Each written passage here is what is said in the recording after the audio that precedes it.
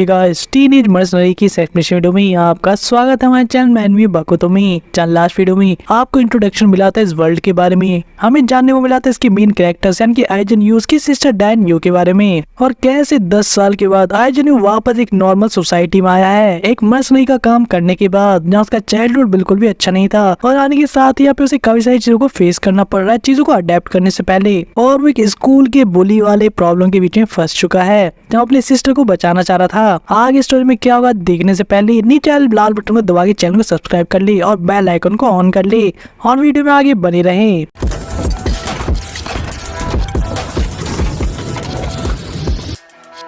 हम देखते कैसे ह्यूजिन अपने ब्रदर के साथ यहाँ पर आ चुकी थी, जो कि अपने साथ गैंग के कुछ लड़के भी लेकर आया था यहाँ पे आइजन की फील्डिंग सेट करने के लिए। लेकिन हमें क्लास के कुछ देर पहले के मोमेंट्स दिखाए जा रहे थे जहाँ पर हम देखते कि आइजन के जो बेंचमेट था उसको यहाँ पे कुछ लड़के परेशान कर रहे थे, यानी वही दो लड़की जिसके बारे में उसने खुद ने वार्न किया था आइजन को। जहाँ दोनों सिर्फ कागज के बॉल पर नहीं रुकते, हमने रबड़ भी मारते हुए देखते हैं जिसको काफी इंजॉय कर रहे थे। जहाँ इससे पहले दूसरा रबड़ भी लगता है उस पर्सन को, यानी कि इस बच्चे को। हम देखते बीच में यहाँ पर आइजन को आते हुए जिसकी बैग से टकरा कर ये रबड़ पर जमीन पर गिर जाती है। जैसे तो देख कर ये दोनों पर्सन यानी कि दोनों क्लास की बोली यहाँ पे सोच रहे थे क्यों ना वो आइजन को बाहर मिलने के लिए बुलाए ताकि उसे सेट कर सके ठीक से। वही आइजन अपने इस फ्रेंड से पूछता है क्या वो ठीक है, जहाँ उसके एक्सप्रेशन से समझ पाते हैं कि वो झूठ कह रहा है। जहाँ उसने कहा था कि बिल्कुल ठीक है, फाइन है। वही अभी मूवमेंट ऐसे आगे बढ़ जाता है और इन दोनों को बातचीत करते हुए देखते हैं जहाँ पे यहाँ पे सोच रहे थे कि कैसे स्कूल के बाद इन्हें कुछ करना चाहिए, लेकिन आइजन इस प्लान के लिए मना कर देता है कि वो कहीं घूमने नहीं जा सकता। वो अपनी सिस्टर के साथ वापस घर लौटता है स्कूल के बाद, जहाँ पे आइजन की सिस्टर का नाम सुन के हम इस लड़के का एक्सप्रेशन देख पाते हैं। उसे विश्वास नहीं होता कि डैन यू इसकी बहन है, और यहाँ आइजन के पूछने पर उसे पता लगता है कि कैसे डैन यू को पूरे स्कूल में फेमस किया गया इसलिए क्योंकि उसे काफी ज्यादा बुली किया जाता है सबसे ज्यादा। जिसके पीछे का सिर्फ एक रीजन था क्योंकि अपने मिडिल स्कूल के अंदर काफी ज्यादा स्मार्ट थी और प्रेटी थी, और इन दोनों चीजों के होने की वजह से वो काफी फेमस भी था अपने मिडिल स्कूल में, और बहुत सारे लड़कों का क्रश भी था डैन यू के ऊपर। जैसे सिचुएशन में ऑब्वियसली क्लास की कुछ दूसरी लड़कियां उससे काफी जेलस हो गई, जिनमें से एक लड़की ह्यूजिन भी थी, और उसके बाद से उन्होंने डैन यू को काफी ज्यादा बुली करना शुरू कर दिया पूरे स्कूल में। जहाँ आइजन इन सारी बातों को सुन के उससे पूछता है कि बोला स्कूल के बाकी किसी बच्चों ने या टीचर ने कुछ क्यों नहीं किया, जहाँ पर हमें पता लगता है कि ह्यूजिन का जो ब्रदर है यानी कि गिसु किम ये वन ऑफ द वर्स्ट गुंडा है स्कूल का, और डियोन के लिए इतने लंबे समय से हाई स्कूल में ये चीजें इतनी खराब है कि लोगों को विश्वास नहीं होता कि अभी भी स्कूल आ रही है इतना ज्यादा डेली बुली होने के बाद भी। जहाँ आइजन को पूरी सिचुएशन को अब समझ में आता है कि कैसे भी एक लड़का जो कि डियोन को पसंद करता था, इसी की वजह से ह्यूजिन जेलस होकर डियोन को बुली करते आ रही है जहाँ पे डियोन की कोई गलती नहीं थी। जहाँ पे आइजन का फ्रेंड उसे कहता है कि लोगों को बुली करने के लिए दूसरे के लिए कोई अच्छा रीजन की जरूरत नहीं होती। जहाँ उस रबड़ को देखते हैं जहाँ उसे भी थोड़ी देर पहले बुली किया जा रहा था, वही अब आइजन को अपने ग्रैंडपा की बात याद आती है जो कि उसे सेब काट के दे रहे थे और कह रही थी कि आज तुम्हारे स्कूल में पहला दिन है तो मैं अच्छे से वहाँ पे एडजस्ट होना होगा। और हमें पता लगता है कि उनके ग्रैंडपा तक कोई आइडिया नहीं है कि डियोन का स्कूल में क्या हाल है, क्योंकि स्माइल करके सारी चीजों को झेल रही है। और उसके ग्रैंडपा आइजन को ये बताते हैं कि डियोन एक काफी अच्छी स्टूडेंट है, उसकी टीचर से उन्हें अच्छे रिस्पॉन्स मिलते हैं और इसलिए उन्हें कोई चिंता नहीं है डियोन के फ्यूचर को लेकर। लेकिन ये बातें सुनकर डियोन का फेस एक्सप्रेशन एकदम अजीब सा एक कोल्ड सा हो गया था, जो चीज आइजन ने उस टाइम पे नोटिस की थी, लेकिन उसका रीजन उसे अब समझ में आ रहा है। और इन्हीं सब चीजों के बीच में हम देखते हैं किम को यहाँ पर आते हुए, यानी कि ह्यूजिन के ब्रदर को, जो कि उन लड़कों के साथ आया था जिसकी बैंड यहाँ पे बजाई थी किसी और ने नहीं बल्कि इजन यू ने। जब हमें पता लगता है इनकी क्लास के जो दो बुली लड़के हैं वो भी गिसु किम से पंगे नहीं लेते, और हमें पता लगता है कैसे गिसु किम के फ्रेंड्स ने उसे आगे बताया था कि कैसे कि पंच में किसी ने उसको मारा है जो कि यहाँ 3rd क्लास में पढ़ता है, और इसलिए गिसु किम यहाँ पे इजन से बदला लेने आया था। जहाँ पे बाकी सारी क्लास के बच्चे इन चीजों में इन्वॉल्व नहीं होना चाहते थे और सभी को लग रहा था कि अब इजिन तो बचने वाला नहीं है। और वही पीछे से हम देखते हैं डियोन किम को भी आते हुए यहाँ पर, जिसके साथ ही ह्यूजिन भी थी, और ये वही इवेंट होते हैं जो कि अपने लास्ट चैप्टर के एंडिंग में देखे थे। वहीं पे एक टाइम पर यहाँ पे आके डियोन रोने लग जाती है क्योंकि उसे काफी सॉरी फील होता है अपने ब्रदर के लिए जो इन सारे झमेलों में फंस गया उसकी वजह से। जहाँ आइजन अपनी सिस्टर को ऐसे रोते हुए देखकर कहता है कि उसे इस तरह से चिंता करने की कोई जरूरत नहीं है, उसकी कोई गलती नहीं है। और अगले पल एक पंच में हम उसे बाकी के बच्चों को ढेर करते हुए देखते हैं, जहाँ उस टाइम पे कह रहा था कि उसके सिस्टर को अब टेंशन लेने की कोई जरूरत नहीं है। जहाँ ये सब चीजें चल रही थी यहाँ पर हम देखते हैं आईजिन को एक चॉक स्लैम मारते हुए भी। तो इसके साथ वो फॉलो अप करता है गट पंच और साथ ही में मल्टीपल पंचेस के साथ वो अपने अपोनेंट्स को ढेर करा था। और अब ग्योसुके और उसके बीच में कोई भी खड़ा नहीं होता। जब ग्योसुके को भी समझ में नहीं आता कि आखिर हुआ क्या। और आसपास खड़े सारे बच्चे जो चीजों को विटनेस करे थे वो भी काफी ज्यादा सरप्राइज हो जाते हैं। वही आईजिन अब हायुजिन और उसके ब्रदर की तरफ देखकर कहता है कि मैंने सुना कि मेरे वजह से मेरे सिस्टर को तुम लोग काफी ज्यादा परेशान कर रहे हो इतने टाइम से स्कूल के अंदर। जब ग्योसुके में किक के साथ यहाँ पे फाइट को स्टार्ट करता है कहते हुए कि तुम कोई पुश ओवर तो नहीं लगते, लेकिन ऑब्वियसली यहाँ पे आईजिन उसे काफी इजीली ब्लॉक कर लेता अपने एल्बो से। जब ग्योसुके में एक दूसरे किक से यहाँ पे उसको अटैक करने की कोशिश करता है। ये सोचते हैं कि ये चीज उसे पक्का नहीं पता होगी, लेकिन यहाँ पर आईजिन उसे भी काफी इजीली ब्लॉक कर लेता है और ग्योसुके को सीधे जमीन पे गिराता है जहाँ उसके नाक से खून आते हुए देखते हैं। लेकिन इससे पहले कि ग्योसुके कुछ कह पाता है कर पाता, यहाँ पे आईजिन एक और किक देता है उसके फेस पे, जिसके बाद वो सीधे जमीन पर बेहोश हो जाता है। जब बाकी सारे बच्चे काफी ज्यादा शॉक में थे कि आखिर हुआ क्या एक पल में, क्योंकि Gyosuke one of the most powerful student था इस पूरे स्कूल के अंदर जो यहाँ पे गुंडागर्दी करता था और उसे एक नॉक के अंदर जमीन पे फैला दिया यहाँ पे आईजिन यू ने। यहाँ तक कि ह्यूजिन को विश्वास नहीं होता कि उसके ब्रदर के साथ क्या हुआ। अभी वही आईजिन अब ह्यूजिन की तरफ बढ़ रहा था एक पंच बनाकर। यहाँ पे ह्यूजिन की तो अब सांस अटक रही थी, ये सोचते कि कहीं अगला पंच उसके फेस पर नहीं लगेगा, लेकिन ड्योन ऐसा होने से पहले अपने भाई का हाथ पकड़ के उसे रोक लेती है। आईजिन ड्योन की तरफ देखकर कहता है कि ये लोग तुम्हें बुली करते आ रहे हैं इतने समय से और तुम मुझे रोक रही हो, क्योंकि यही सेम चीज आज भी ड्योन के साथ हुई थी। जो उसके फेस को देखकर आईजिन को पता लग गया था और इस बात को सुन के पहले तो ड्योन सरप्राइज होती है कि बोले उसके भाई को कैसे पता, लेकिन उसे समझ में आ जाता है कि आईजिन आज भी सिर्फ अपनी सिस्टर के लिए फाइट कर रहा है और इसीलिए इस लड़ाई को रोकने के लिए यहीं पे स्माइल के साथ आईजिन की तरफ देखते हुए कहती है कि मैं अब ठीक हूँ और इसलिए अब रुक जाओ। जहाँ आईजिन इस बात से फाइनली एग्री कर जाता है, लेकिन उससे साथ में कहता है कि मैं तुम्हें क्लासरूम तक छोड़ कर आऊंगा। वहीं पे ये दोनों तो यहाँ से चले जाते हैं, पर बाकी सारे बच्चे काफी ज्यादा न्यूज और गॉसिप में बिजी थे कि आखिर ग्योसुके यान की स्कूल के सबसे बड़े गुंडे के साथ क्या हुआ। अभी वही हम दोनों लड़कों को भी देखते हैं जो कि क्लास में यहाँ पे आईजिन से पंगे लेने की सोच रहे थे और उन्हें पता लग गया था कि बंदा काफी हार्डकोर है और अच्छा हुआ कि इन्होंने इनसे पंगे नहीं लिए पहले। वो ह्यूजिन को अपने ब्रदर और उसके दोस्त पे गुस्सा आ रहा था कि कैसे फकिंग इडियट्स हैं ये लोग जिनसे एक बंदा नहीं पेला गया। वही दूसरे ड्योन अपने ब्रदर को कहती है उसे नहीं पता था कि उसका भाई फाइटिंग में इतना अच्छा है, लेकिन फिर भी उसे अच्छा नहीं लगा कि उसकी वजह से वो इस सिचुएशन में पड़ा। लेकिन आईजिन यहाँ पे अपनी सिस्टर को समझाता है कि वो इससे पहले जहाँ रहा करता था वहाँ पे सभी लोगों के दिलों में से अपना इंटरेस्ट था, कोई दूसरे के मतलब के लिए कोई चीज नहीं करता था। लेकिन फिर भी कभी कभी ऐसा टाइम आता है जहाँ पे उस तरह के लोग भी दूसरे तरह से बिहेव करते हैं और वो टाइम सिर्फ तभी था जब उनकी फैमिलीज इन्वॉल्व होती थी। जहाँ में वो फ्लैशेस भी दिखाए जाते हैं, यानी कि बैटलफील्ड जहाँ पे काफी सारी मर्सनी थी, वहाँ पे खून खराब हो रहा था और लोगों की फैमिलीज इन्वॉल्व थी। और हमेशा ऐसे टाइम में यहाँ पर रीजन को समझ में नहीं आता था क्या कि ये फैमिली होती क्या है और आखिर इतनी इंपॉर्टेंट क्यों है कि कोई अपनी जान देकर अपने बच्चे की जान या अपने फैमिली मेंबर की जान बचाना चाहता है, जैसे किसी मिशन पे शायद आईजिन ने विटनेस किया होगा।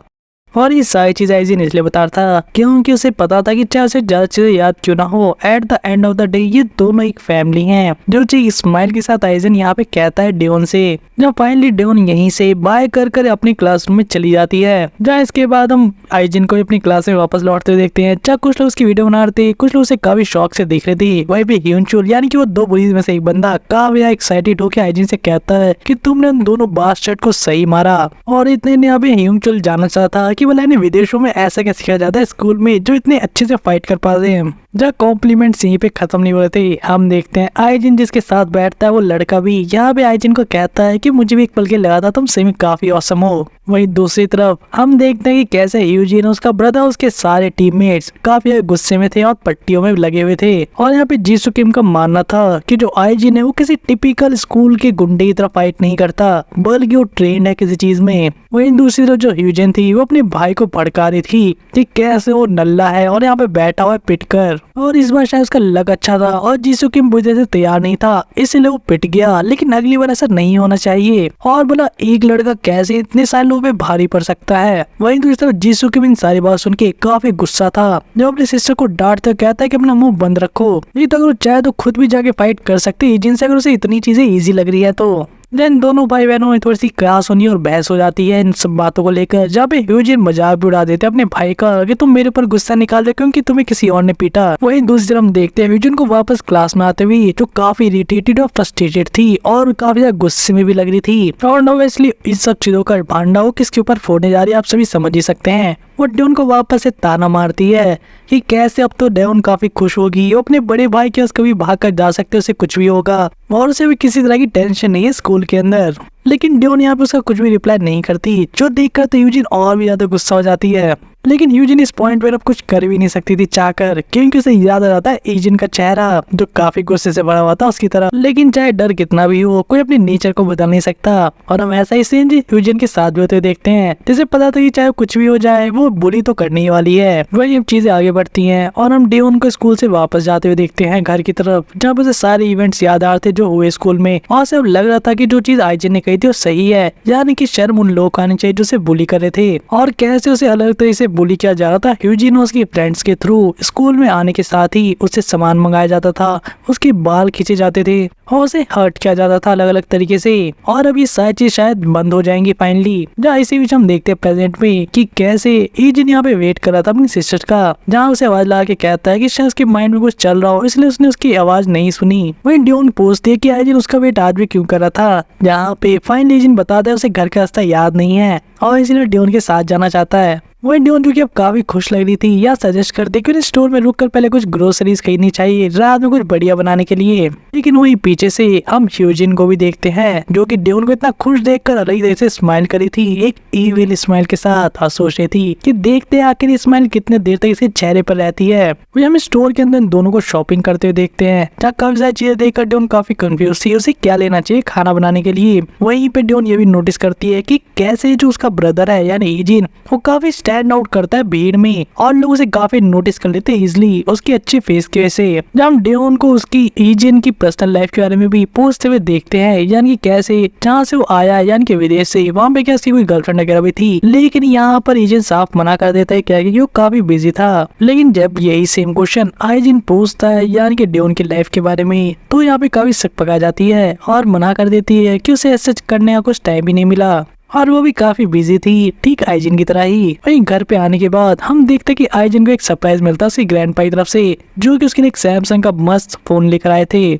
जहाँ ड्यून नोटिस करती है कि बिल्कुल लेटेस्ट मॉडल था जो कि उसके ग्रैंडपा लेकर आए थे और इसके अंदर उसकी ग्रैंडपा ने पहले से उसके सिस्टर का अपना नंबर भी सेव कर दिया था। जहाँ ड्यून इस बात से काफी खुश होती है और कहती है कि इससे पहले तो अभी सारी चीजें मुझसे कराते थे, अब आपने कैसे सीख ली। जिस टाइम पता लगता है उसकी ग्रैंडपा ने सारी चीजें सेल्समैन से करवाई थी, जहाँ उसकी ग्रैंडपा ऑब्वियसली ड्यून की भी हेल्प ले सकते थे, लेकिन उन्होंने ऐसा नहीं किया क्योंकि उनको मानना था कि कैसे कोरिया में जो भी नए जनरेशन के बच्चे हैं उन्हें न्यू चीज अपने हाथों से अनबॉक्स करना पसंद है। जैसे वो समझ सकते हो कि कैसे उसकी ग्रैंडपा कितनी केयरिंग है और चीजों को अडेप्ट करने की कोशिश कर रहे हैं अपने एंड से भी। जब उसके ग्रैंडपा ये भी प्रॉमिस करते हैं कि वो ड्यून के लिए भी नेक्स्ट टाइम एक न्यू फोन जरूर लेकर आएंगी। जहाँ चीजें ऐसी चलती है और हम देखते हैं कि कैसे ईजिन अपने रूम के अंदर अपने फोन को यूज कर रहा था और साथ ही वो मेजर गैंग को भी मैसेज करता है इस न्यू नंबर से। जब हम देखते सार्जेंट किम भी बगल में था जो उस मैसेज को आते हुए देखता है और ये लोग डिस्कस करते कि कैसे शायद ईजिन ने नया नंबर ले लिया, जबकि उसको एक पहले से एक नंबर दिया गया था इन लोगों के द्वारा। लेकिन मेजर गैंग को काफी गुस्सा भी आ रहा था काइंड ऑफ, क्योंकि उन्होंने सबसे महंगा फोन दिलाया था यहाँ पे ईजिन को, जो कि मार्केट में उस टाइम अवेलेबल था। वही ऐसे ही दिन खत्म हो जाता है और एक दिन मॉर्निंग में ईजिन जब नहा के निकलता तो देखता है उसके सिस्टर रेडी थे और स्कूल जा रही थी वापस से काफी जल्दी, जिस पर काफी हैप्पी भी लग रही थी आज। वही ड्यून ने जो सूप बनाया था उसके ग्रैंडपा को काफी पसंद आया था सुबह में,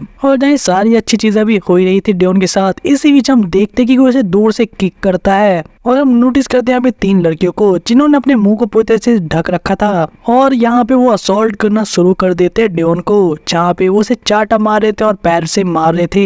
ये कहते हैं कि उसे अच्छे से अपोलोजाइज करना चाहिए और हमें पता लगता है कि कोई और नहीं बल्कि ह्यूजिन और उसकी फ्रेंड्स थी, जो कि यहाँ पे अब ड्यून को कैरियोके लेके जा रही थी और उससे मजे लेने के लिए, ताकि उसको बुली करके खुद को एंटरटेन कर सके। जिसके थोड़ी देर बाद हमें इन तीनों लड़कियों को एक कैरियोके से बाहर निकलते हुए देखते हैं, जो कि डिस्कस करते कि कैसे आज उनकी आवाज अच्छी नहीं थी और सही से एंजॉय नहीं कर पाए। लेकिन वही जब यहाँ पे काम करने वाला बंदा उस रूम के अंदर जाता है जहाँ से सभी अभी निकले थे, तो यहाँ पे वो ड्यून को जमीन पे पड़ा हुआ पाता है, जिसकी हालत बिल्कुल भी सही नहीं लग रही थी। इस पर्सन के पूछने के बाद भी क्या वो ठीक है, यहाँ पे ड्यून कहते हैं कि वो बिल्कुल सही है और यहाँ से जा सकती है। यहाँ तक कि वो एम्बुलेंस बुलाने तक भी मना कर देती है। वहीं ओब्वियसली क्लास में उस दिन डेओन मिसिंग थी और उसके अगले दिन भी। और यहाँ पर हम ह्यूजिन को देखते हैं जो कि काफी खुश थी जो चीजें उसने की थी और उसे पूरा कॉन्फिडेंस था कि उन्हें कुछ भी नहीं होगा क्योंकि उसने अपने फेस को कवर जो कर रखा था। और हम देखते हैं ह्यूजिन को अपना मेकअप करते हुए अपनी फ्रेंड को बोलते हुए कि हमारा डेओन के स्कूल ना आने से कोई लेना देना नहीं है वैसे भी। वही दूसरी तरफ स्कूल के बाहर हम आइजिन को वेट करते हुए देखते हैं जहाँ उसकी सिस्टर जब बाहर नहीं आते स्कूल खत्म होने के बाद भी तो उसे फोन करता है लेकिन उसे उसका भी कोई रिस्पॉन्स नहीं मिलता। हम देखते हैं डेओन घर के अंदर अपने ब्लैंकेट से मुंह छुपा के लेटी हुई है जहाँ पे आइजिन भी आने के बाद देख लेता है कि कैसे उसकी सिस्टर घर आ चुकी है पहले ही। जहाँ आइजिन रूम के बाहर से ही अपनी सिस्टर को आवाज लगातार पूछता है कि आज वो वहाँ पे रुकी क्यों नहीं और क्या वो ठीक है। जहाँ पे डेओन उसे रूम में अंदर आने से मना कर देती है बहाना मारते हुए कि कैसे उसे बुखार है और वो अभी अकेले रहना चाहती है। और आइजिन को इस बात पे विश्वास हो भी गया था जब वो दवाई लाने जाता इससे पहले उसका ध्यान यहाँ पे अपनी सिस्टर के जूतों पे पड़ जाता है जिनके ऊपर खून के स्टेन्स थे यानी कि खून के धब्बे।